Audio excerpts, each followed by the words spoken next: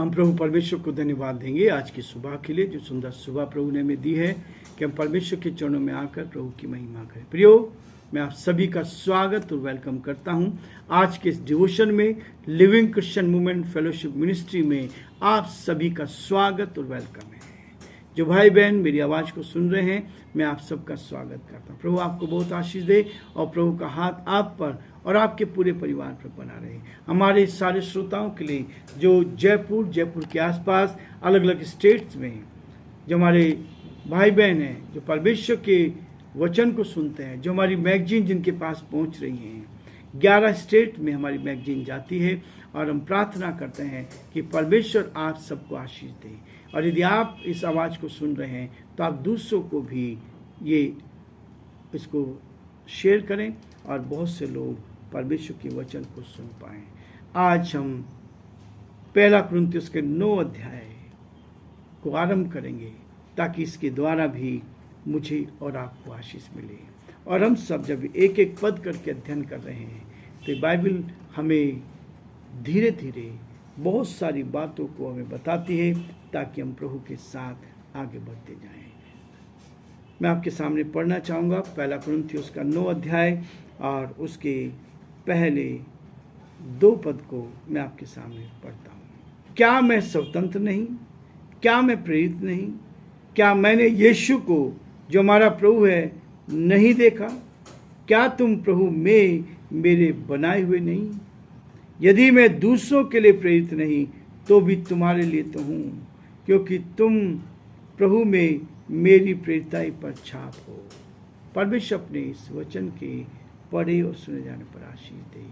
प्रार्थना करेंगे। धन्यवाद और स्तुति के योग्य हमारे सामर्थ्य परमेश्वर, हम धन्यवादित हैं प्रभु आज के इस दिन के लिए, जो मंगलवार का दिन आपने दिया कि हम आपके सिंहासन के सम्मुख आ जाएं, आपकी महिमा कर सकें, आपके नाम को धन्य कह सकें, जो आपकी योजना उसको पूरा कर सकें। हमारे सारे भाई बहनों के लिए हम प्रार्थना करते हैं, हर एक को उत्तम आशीष दे, अपनी सुरक्षा का, अपनी निकटता का, अपने प्रेम का एहसास दे प्रभु जी, ताकि सब बातों के द्वारा हे परमेश्वर आपका नाम ऊंचा किया जाए। हमारे प्रदेश राजस्थान के लिए प्रार्थना करते हैं, उत्तम आशीष दे, और सारे प्रदेशों के लिए प्रार्थना करते हैं। एक एक प्रदेश पर आपके अनुग्रह की दृष्टि चाहते हैं, हमारे देश पर आपके अनुग्रह की दृष्टि चाहते हैं प्रभु जी। और विशेष प्रार्थना करते हैं हमारे प्रदेश के मुख्यमंत्री अशोक गहलोत जी के लिए, आप उनकी सहायता कर, मदद का, उनको आशीष दे, आपका हाथ उनके साथ बना रहे। जो मेहनत उन्होंने इस प्रदेश में की है उसका प्रतिफल आप उनको दे प्रभु। आपका वचन कहता है तुम्हारा परिश्रम प्रभु में व्यर्थ नहीं है। परमेश्वर आशीष देता है। हम चाहते हैं प्रभु जो परिश्रम किया गया है वो परिश्रम उनके जीवन में फल लाए। हम प्रार्थना करते हैं हमारे देश के लिए, देश के प्रधानमंत्री के लिए, राष्ट्रपति के लिए, आप उनको भी संभाले, सुरक्षित रखें, आपका हाथ उनके साथ बना रहे। बड़े आदर के साथ, दीनता, नम्रता के साथ इस प्रार्थना को अपने प्रभु अपने धार करता यीशु मसीह के नाम से मांगते हैं, आमीन।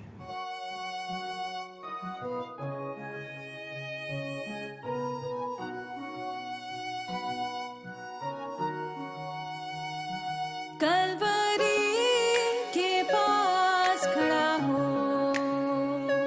खून की धारा देखता जा, तेरे पापों का यही दाम दिया है मसीह यीशु ने।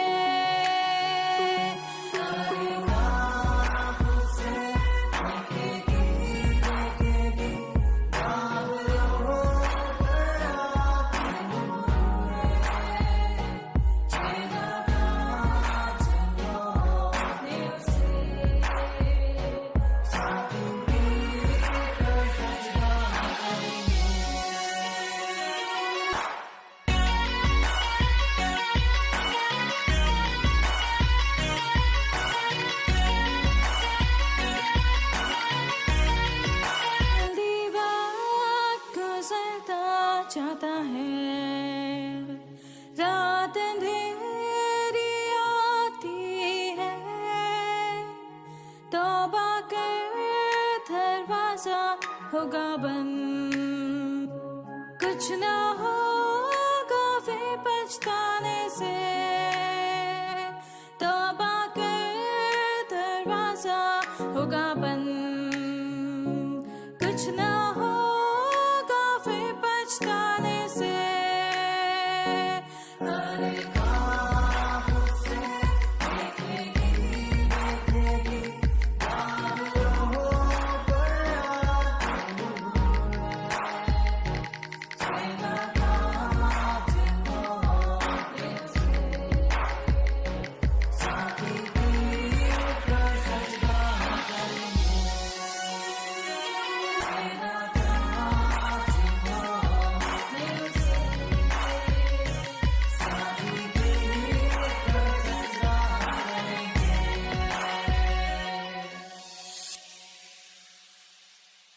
प्रियो, परमेश्वर का वचन मुझे और आपको बहुत ही आज़ादी के साथ बोलने के लिए कहता है, ताकि ईमानदारी के साथ, सच्चाई के साथ हम परमेश्वर की महिमा करते चले जाएं।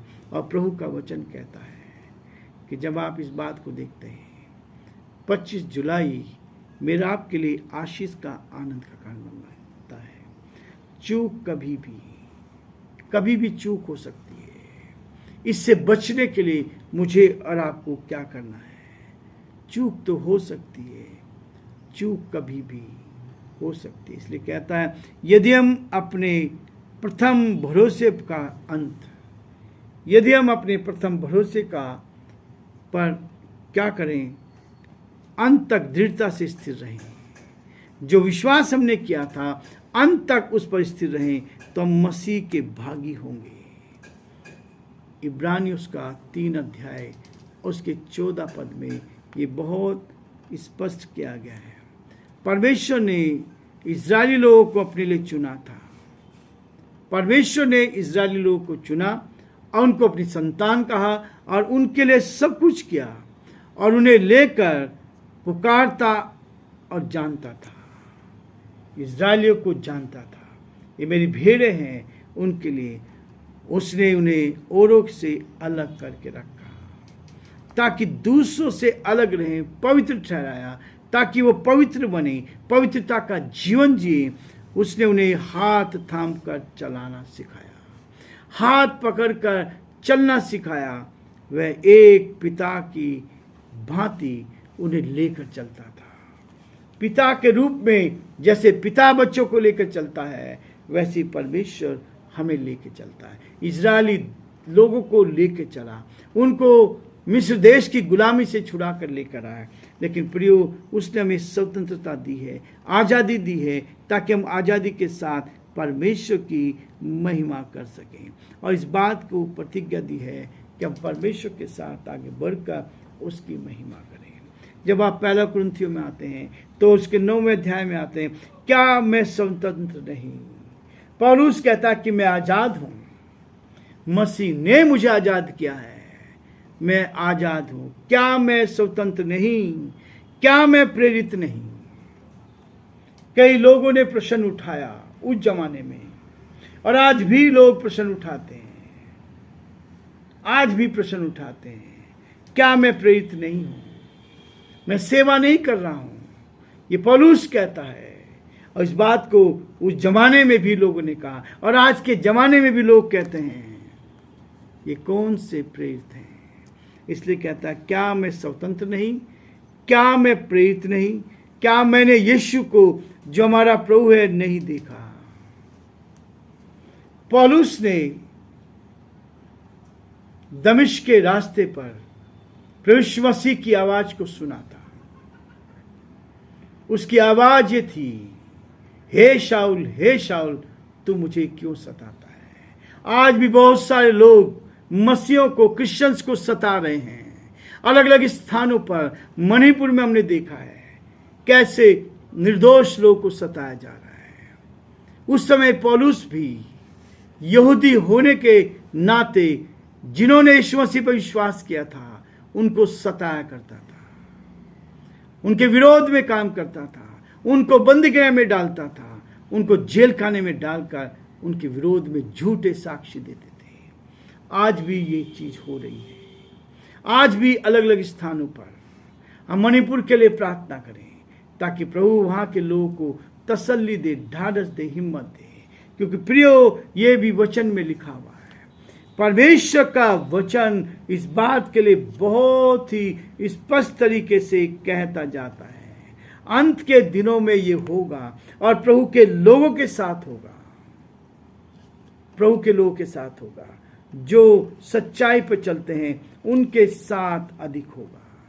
इसलिए वो कहता है, मुझे और आपको इस बात के लिए प्रेरित करता है, जब परमेश्वर का वचन मेरे और आपके सामने है तो हम कितना विश्वास इस पर करते हैं, इस पे कितना विश्वास करते हैं। और वो कहता है, अंत के दिनों में क्या होगा? अंत के दिनों में जब भूकंप होंगे, जब अकाल पड़ेंगे, उसके बाद क्या होगा?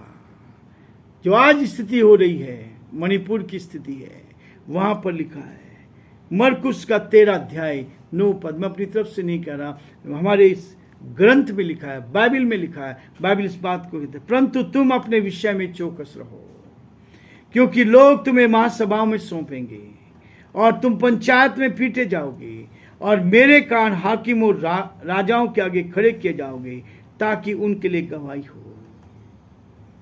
ये सच्चाई की बात है, पर अवश्य है कि पहले सुसमाचार सब जातियों में प्रचार किया जाएगा, सारी दुनिया में ये संदेश जाएगा। आज 95% लोग इस संदेश को जानते हैं, 95% लोगों तक ये संदेश पहुंच चुका है, केवल 5% बाकी हैं। इसलिए वो कहता है कि जब वे तुम्हें ले जाकर सौंपेंगे, वो लेंगे, आपको पकड़ेंगे, सब जातियों में प्रचार किया जाएगा। जब वे तुम्हें ले जाकर सौंपेंगे तो पहले से चिंता ना करना। प्रभु यीशु मसीह ने हमें सब कुछ पहले से बता दिया, भविष्य की सारी बातों को। आज जो हो रहा है अलग अलग प्रदेशों में, अलग अलग देशों में हो रहा है, वहाँ कहता है तो पहले से चिंता ना करना। ये तो यीशु मसीह के समय से हो रहा है, यीशु मसीह को सताया गया, उसके बाद पौलुस ने चेलों को सताया, लेकिन जब पौलुस बदल गया, शाऊल बन गया, तब उसको लोग सताने लगे। यहाँ लिखा है जब वे तुम्हें ले जाकर सौंपेंगे तो पहले से चिंता ना करना हम क्या कहेंगे, पर जो कुछ तुम्हें उसी घड़ी बताया जाए वही कहना, क्योंकि बोलने वाले तुम नहीं हो परंतु पवित्र आत्मा। पवित्र आत्मा दिखेगी नहीं, मेरे अंदर जो पवित्र आत्मा दिखेगी नहीं, परंतु प्रियो वो सच को बोलेगी, सच्चाई को बोलेगी। लोग दबाने की कोशिश करेंगे, लेकिन नहीं, हमें पहले से मालूम है और भयंकर स्थिति होने वाली है। इसलिए प्रियो, परमेश्वर का वचन हमें कहता है, पौलुस कहता है, क्या मैं प्रेरित नहीं, क्या मैंने यीशु को जो हमारा प्रभु है नहीं देखा? मैंने यीशु को देखा, दमिश्क के मार्ग पर देखा, जब उसकी आवाज को सुना, हे शाऊल तू मुझे क्यों सताता है? प्रियो, आज प्रभु की आत्मा आपके ऊपर है, प्रभु की आंखें आपके ऊपर लगी है। इसलिए परमेश्वर आपको आशीष देकर आगे बढ़ाना चाहता है, ताकि आप प्रभु की महिमा कर सकें। प्रभु आप सबको बहुत आशीष दे और प्रभु का हाथ आप पर और आपके पूरे परिवार पर बने।